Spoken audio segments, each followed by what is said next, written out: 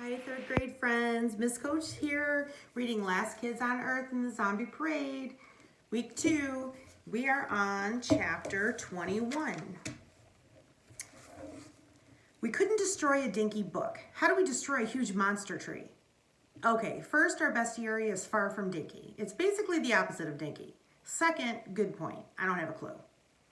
I turn around, silently cursing myself. Just great, Jack, just great. Offer up all sorts of answers, but no solutions. Some hero. I step out onto the deck, lean over the railing and sigh deeply. And that's when I see it. Dirk's garden. An idea is forming. I spin around. Dirk, what's been driving you the most nuts these past weeks? Besides you guys? Very funny. For real. Dirk shrugs. I guess the weeds messing with my garden. And how you been dealing with the weeds, I ask. I've been using a spray bottle of weed killer I found at that zombie dude's house down the block. That's what we need. We need weed killer. Like an industrial-sized metric mass load. And then we, boom, blow up the tree with it. Where are we going to get a metric mass load of weed killer?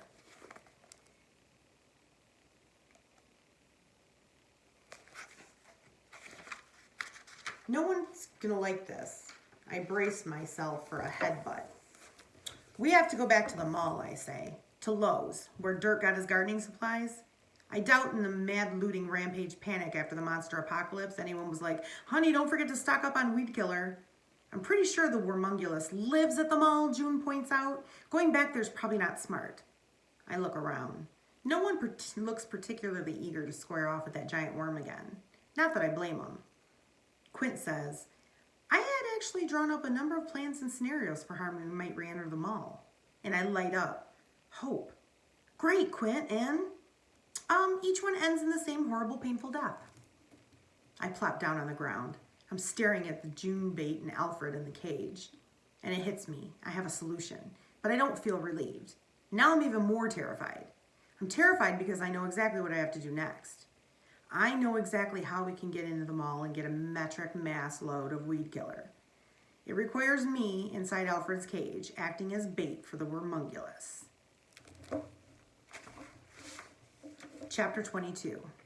It's just past noon and we're all in Big Mama headed for the Circle 1 Mall. Alfred's empty cage rattles on the back of the truck. Our butler's back home, locked inside the garage.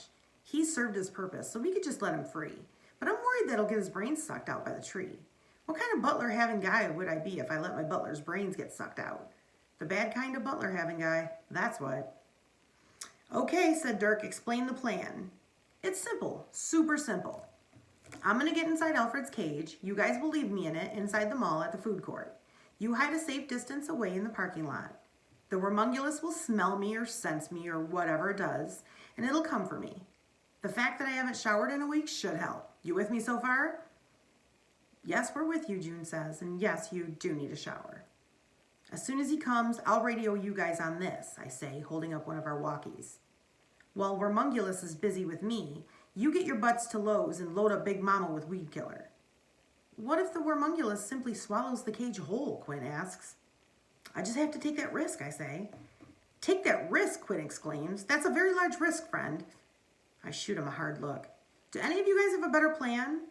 And with that, everyone shuts up. This isn't about us. It's about everyone who's still alive, the humans we haven't met yet, but have to assume are out there, the monsters at Joe's whom Thrall would feed to Rezak, the world itself. All right then, Dirk says, it's a plan. Just for the record, I really do hate this plan. It was your plan. I can still hate it. June squeezes my shoulder. We'll see you soon.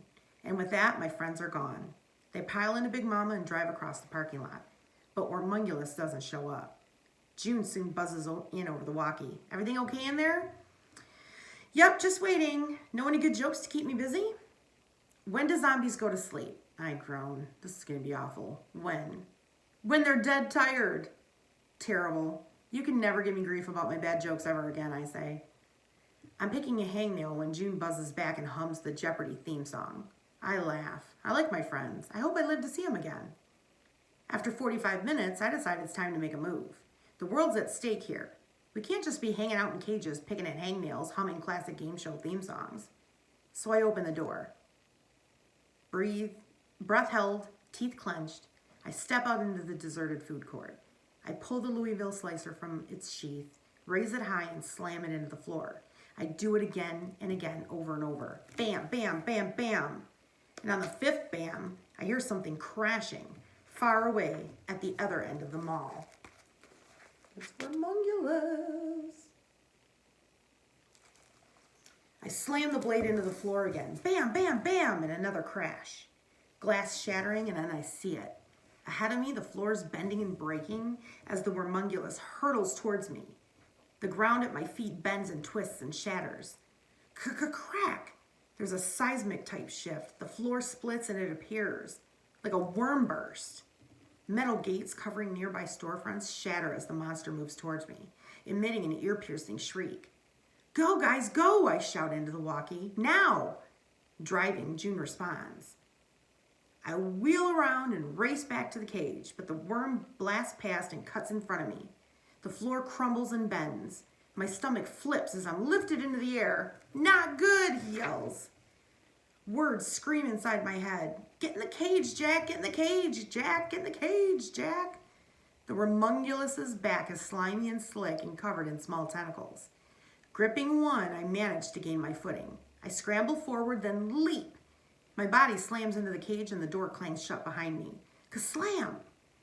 The cage lands upside down and my head bangs into the metal bottom.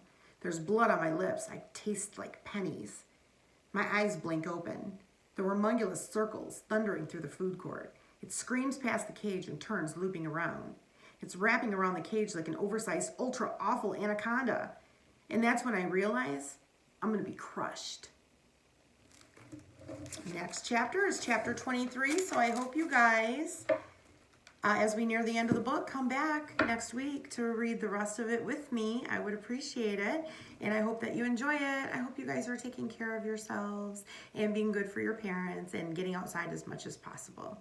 Have a good day. I'll see you next week. Bye-bye.